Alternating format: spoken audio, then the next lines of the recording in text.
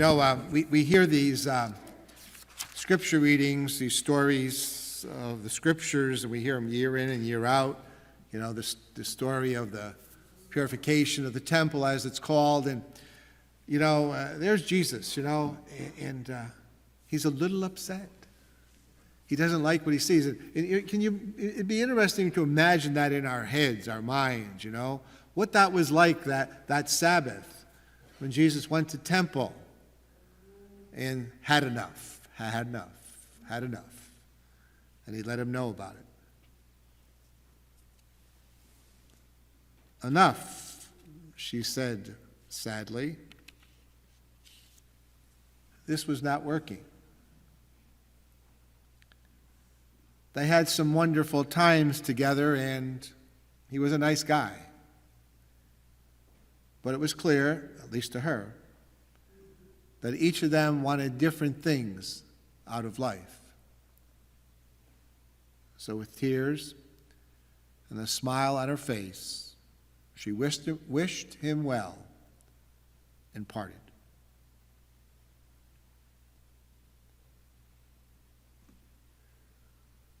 Enough, he said with frustration. The project was going nowhere. They were wasting valuable time and resources. So he canceled the next meeting, aware that there were too many competing visions and egos and resources. He decided to cancel that meeting and instead spoke one-on-one with each of the team members. He reviewed what needed to be done to move forward. And then he and the team member decided together whether that person would continue on the project or not. And in the end, a smaller, more focused, and in-sync group brought the work to completion.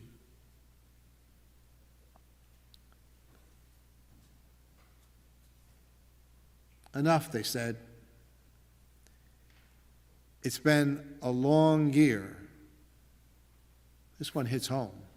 A long year with Mom and Dad working at home and the kids attending classes online in their rooms. A family living in 2,500 square feet of space 24/7 can't lead to anything but impatience, bickering, boredom, and maybe even loneliness. So Mom and Dad announced a cleaning day. Oh, yay. Oh, yay. Every room in the house would be cleaned. Yes, including the rooms of the kids. All would be vacuumed, cleaned, and dusted. Clothing would be hung up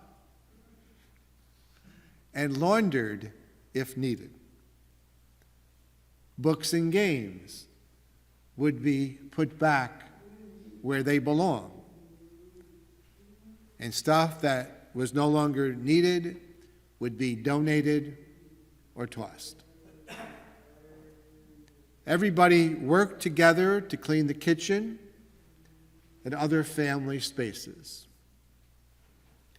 And then the day ended with pizza and movie. And also, dinner was restored as sacred time. Time that the family spent together, but each had an assigned role. And attendance was mandatory. And now, with a more clean and more orderly house, the family found that the attitudes of everybody had gotten a bit more positive. They started to be a family again. Just enough. My guess is, at some point in our own personal lives, we've reached the point of enough. Could be personally, within our being, ourselves. It could be enough with some of the things that maybe are going around, happening around us. But we've all been there. Tired of accepting less than what is possible.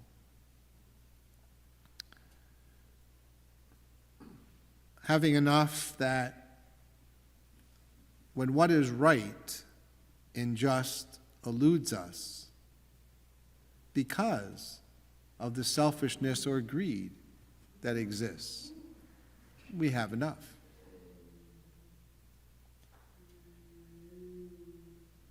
When we refuse to remain silent any longer for the sake of complacency that poses as peace.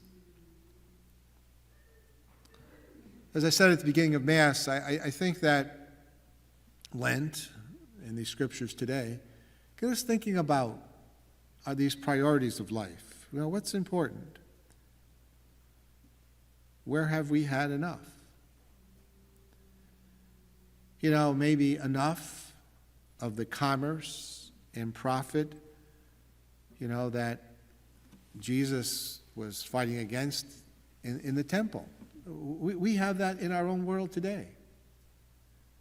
Have we had enough of the merchants that try to sell us a set of beliefs and values that are based on self-interest and greed?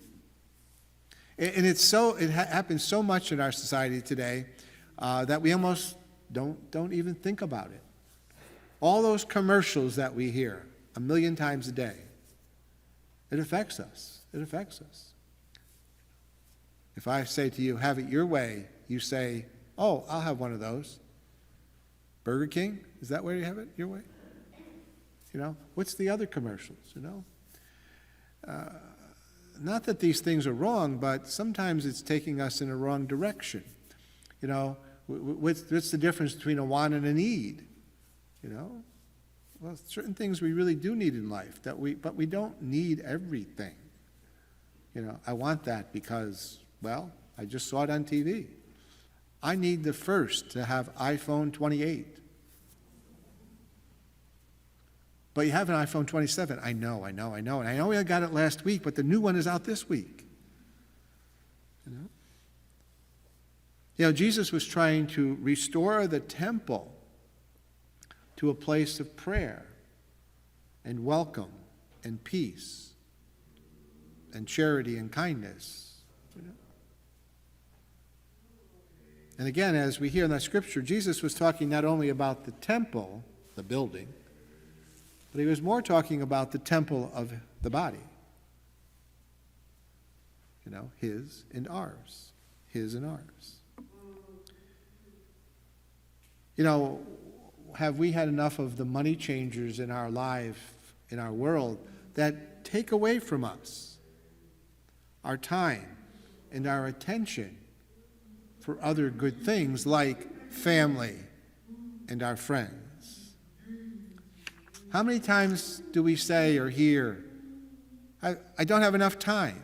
I don't have enough time.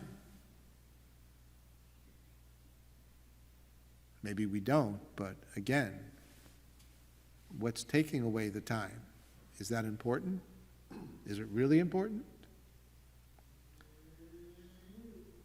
And on the list goes, we've had enough sometimes of the things that are useless in our lives or meaningless in our lives or destructive in our lives that can make us less than what God has created us to be. And again, as I said before, it's, I think, my offering thought is that it's a question of perspective. of keeping the perspective, of keeping God and faith and family and other people in the right perspective, the right place in our lives, to keep caring and loving and forgiveness and responsibility at the forefront of our lives before other distractions sort of take over and other false gods are put higher and higher on the pedestal. Gives us something to think about today.